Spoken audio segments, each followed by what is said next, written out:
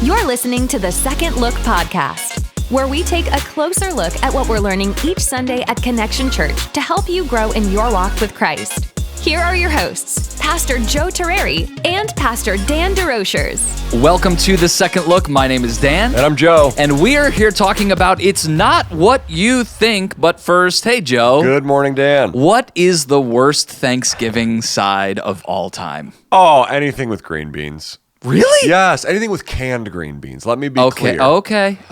Yep. Like, I just feel like people get so excited about that green bean casserole with the French onions, and I'm just like, hey, here's what's wrong with that. Number one, it's not healthy. That's true. Very two, fattening. I really don't like canned green beans. Well, who does? People who like green bean casserole. They Now, listen, like canned green beans? Is that what you're saying?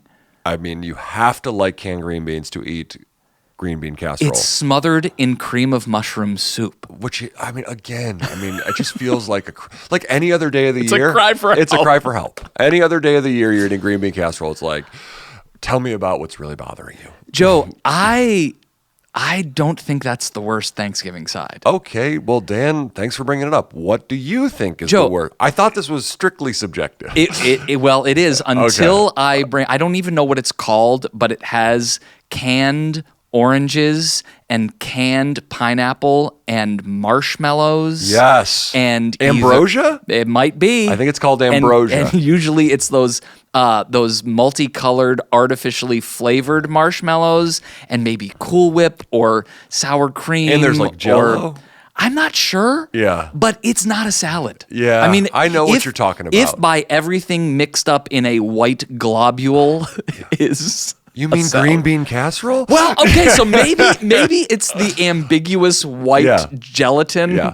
See, what I really like about Thanksgiving is when I can tell what the food is. Yes. Yeah, like, you want mashed potatoes, I know what that is. Yes. We make squash and apples every Thanksgiving. Wait, tell me about this. Oh, squash and apples is great, Dan. You take a butternut squash, you take some apples, you peel them, and then you bake that all together. You need to put some butter and brown sugar and cinnamon on it, and then you bake it for, 35 minutes, 45 minutes. It's delightful. It's a wonderful side. You eat a little of the gravy over the top of that. It's good. It's very good. But here's the thing about Thanksgiving. Ready? You spend 8 to 10 hours preparing it, and then conservatively, and then you're done.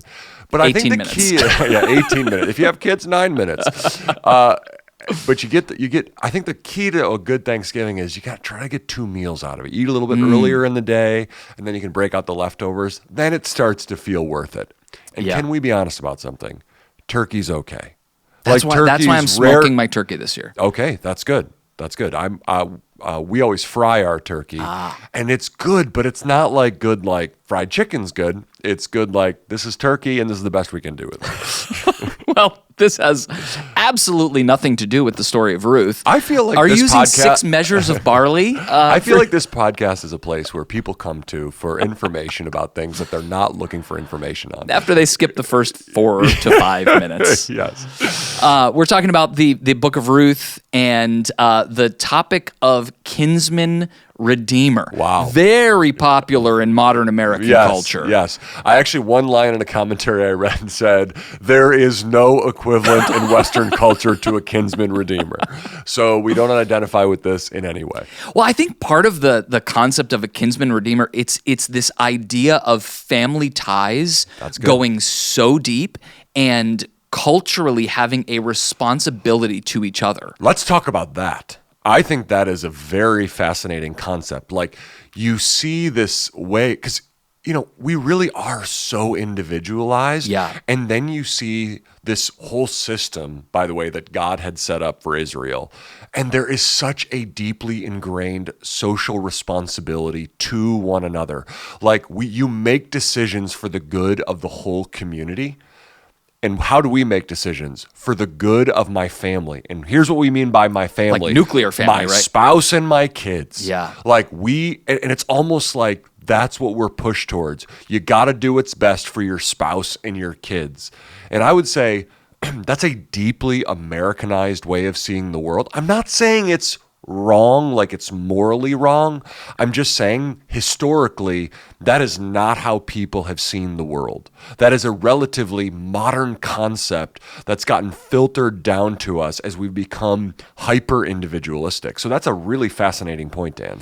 And not only that, but the as you brought up at the end of the message, to redeem someone came at great personal cost to the redeemer. So it's not like it's not like inheriting something from someone where, okay, even if you have to deal with their estate or sell the house or whatever it was actually at great personal cost. So that this responsibility wasn't just taking on responsibility, it was actually going to cost you something. Absolutely. So for Boaz in this case. Yeah, and it was never going to become something that was going to be just like, hey, no problem, I'm going to redeem you. Like, there was always going to be money involved. There was always going to, like, bringing that person onto your payroll, so to speak, was always going to eat away at your personal income, that you were going to have to feed them, you were going to have to care for them. And the idea there with the kinsman redeemer is you would get the land back so that an heir could be raised up to work that land to continue providing for that whole family in perpetuity. So there's that initial investment with the payoff. It's like, hey, hopefully someone will be born someday who can care for this land that Elimelech and his sons left behind, and now was just kind of this, needed to be, it was dormant and needed to be worked. And what an amazing parallel to Jesus. Yeah. We call him the Redeemer. Yep. Right? And we, back in the day, the song My Redeemer Lives. Yep. But living in an era where we don't really fully comprehend the weight of that. Yeah, right? It's one of those metaphors or pictures that I don't want to call it a metaphor because that would make it seem like it's not real, but it's this picture of our salvation that I think is sometimes difficult to connect with, because there's two things that work against us when we think about Jesus as our Redeemer. Number one, historical distance from this idea of needing to be redeemed in other areas of life. But then the second thing is we hate the word slavery. And by the way, we are anti-slavery. Slavery is not a good word, and I'm not saying we should. But we don't, like, every time slavery comes up now, we think about the African slave trade, or we think about sex trafficking, and those are horrific evils. Make sure that's so clear. Going back to biblical days, the idea of slavery was a little bit different, because sometimes people would actually willingly go into indentured servitude because they couldn't afford it, and there were some economic reasons for that, and it wasn't necessarily taking advantage of someone. Although I'm not an expert on that, so I don't want to get into the nuances, all of that. But I think that idea of, like, when we need to think about ourselves to appreciate Jesus' redemption as being enslaved to sin, being in bondage to sin, our first reaction is I'm not a slave to anything. I'm free, and it's like, yes. I can stop whenever I want. Yeah. Yeah, but it's almost like we don't want to, like, it's almost like we have such a guttural reaction to, don't talk about slavery. Yeah. And it's like, I get that. I really do. And at the same time, to be enslaved to something is to be mastered by it, to be enchained to be in chains to it. And that is something that Jesus has freed us from. And so we actually need to see ourselves as, without Christ, we had no other choice but to sin. I want to talk a little bit about God's sovereignty and your first point, which was it's possible to take initiative and trust God. Yeah. Right? I think, at least in my own life, I see people that trust God, and I marvel sometimes at the faith that it takes to trust God.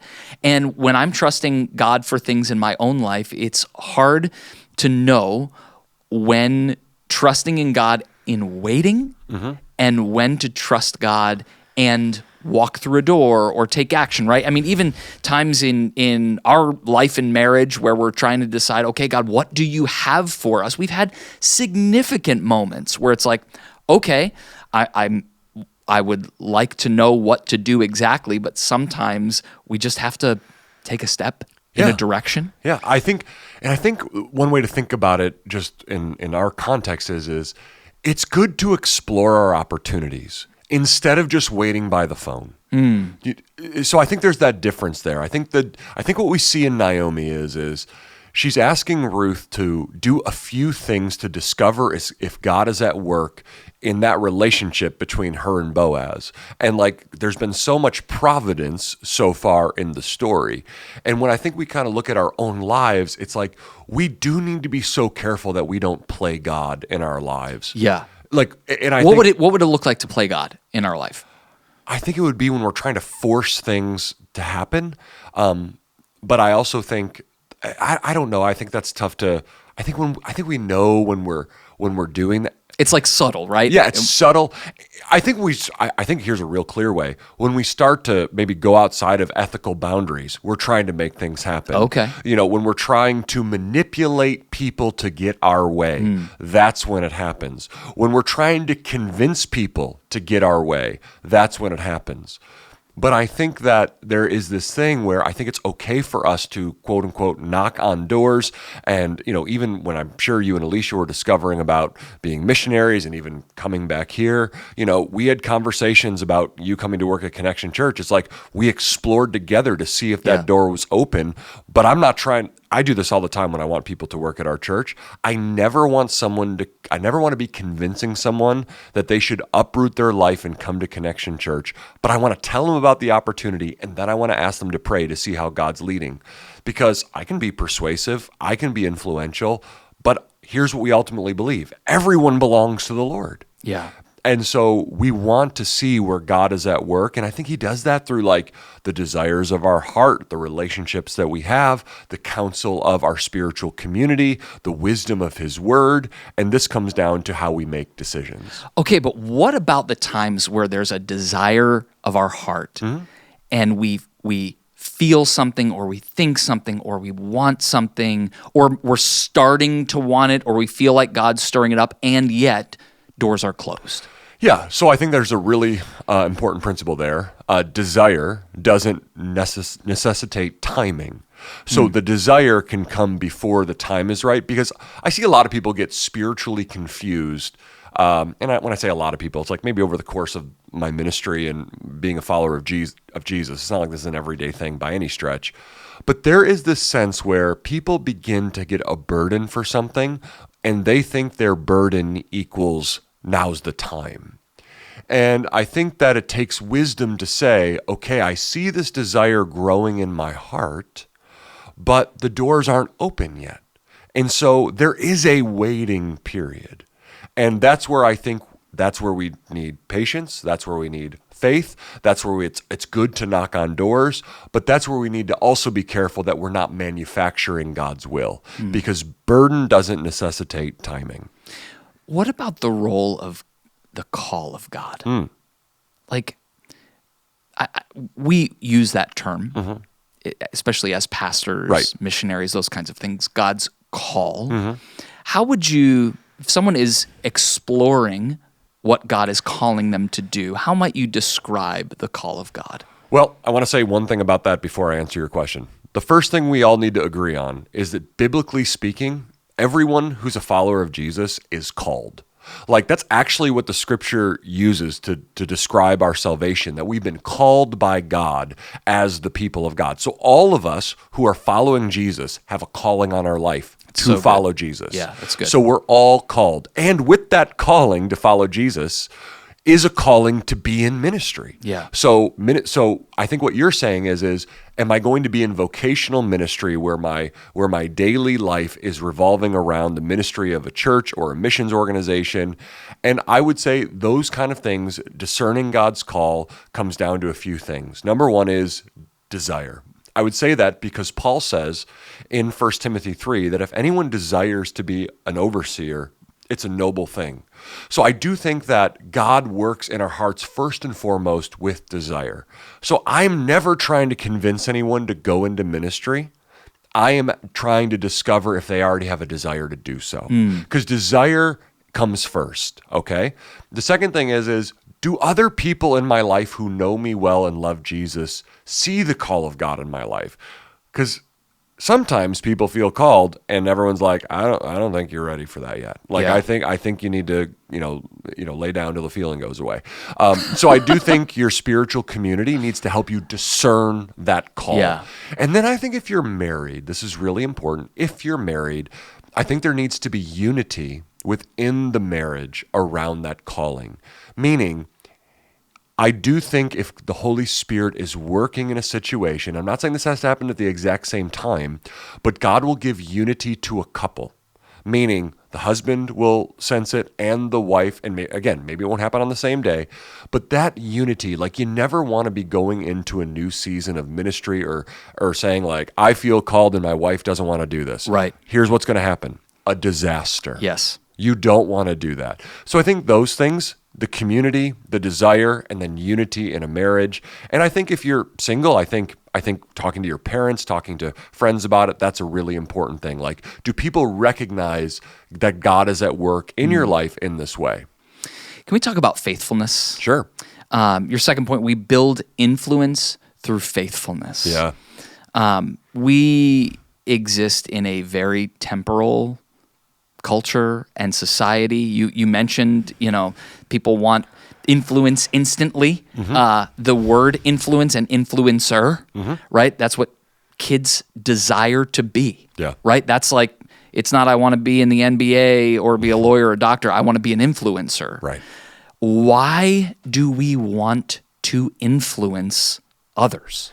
Well, I think if you want to be an influencer, you have to look real long and hard at your motives because it sounds to me like influencer is another term for I love being the center of attention. Yeah, that's good. I love having power. I love that people listen to me. So I think that motive really needs to be wrestled to the ground. But desiring influence is a good thing if it's for the Lord. That's good. Meaning if you can recognize, like, I think God may want to use me to influence others to follow him, to lay their lives down for him, to be a voice of wisdom and help in people's lives around how they would organize and structure their lives to honor God. But here's what's so difficult in the culture in which we live. We don't want community, we want network.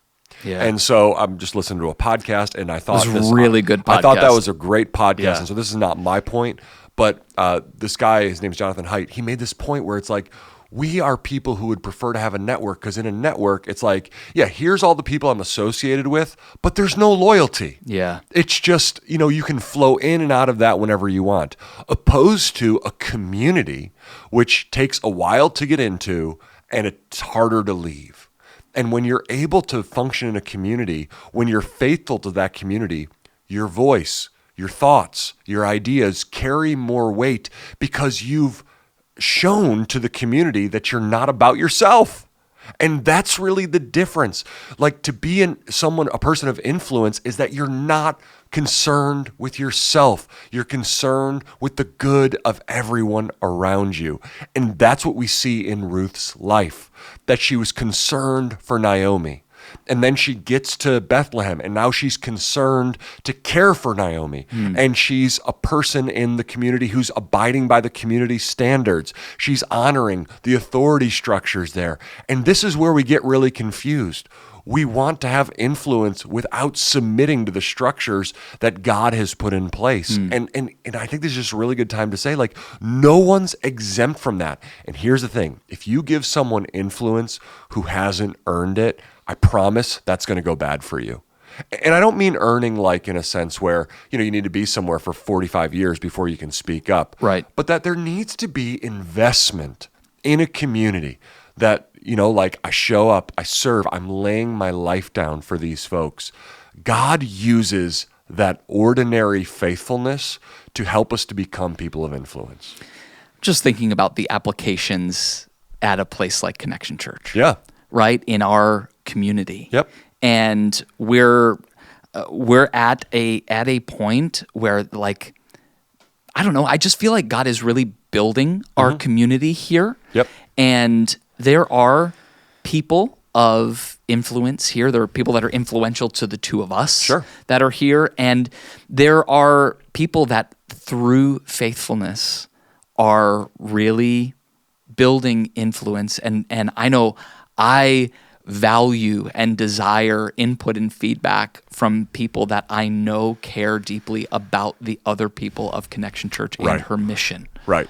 Well, it's interesting. This is a common thing among pastors, that you talk about the people who complain the most. This is just a thing. They're usually not around much, and when they are, they're not serving or giving of themselves to the church. And so I've just, over the years, like, I just have a category. Like, if people are a vital part of the community, I really want to I care deeply about what they think. Yeah. Even if I don't agree, I want to hear, because it's like, you didn't show up yesterday. You've been here plugging away for a while. Because listen, sometimes people come into our church, especially at the size we're at. Like, people will come in, lob a bomb, and this doesn't happen a lot, right? This doesn't happen a lot. I want everyone to know that. But this happened recently. Yeah. Someone just shows up, accuses us of something. Yeah. Okay. And then it's like, oh, you want to have a meeting? Like, you've been here 10 seconds, and our first interaction with you is accusing us of something. That's actually a pretty serious accusation, that we idolize Santa Claus. And it's like, so I think about those moments, and I'm like, that's not, you don't have any influence. Right. But if someone's been here for a while, and they, you see them serving and giving their life down, it's like, yeah, please, like even if I don't agree, I want to have the conversation. I know, and like, because that faithfulness has been just been so helpful to us. Yeah. And I really do believe that when we look for leaders in our church, Dan, we look for people who have been faithful and been invested, and their character. Yeah. And it's those things. It's, have they been faithful? Do they have good character? Are they following Jesus? That's how you build influence. And it's not more complicated than that. Well, I mean, I think the only thing that makes it more complicated is we ask the green bean casserole question. Yeah. And the ambrosia salad question. Yeah, if people like either of those things, they can move on. Because I can't trust them. That's right. Well, this has been another episode of The Second Look. You can catch this sermon and much more at our website, cometoconnect.com. Have a great week.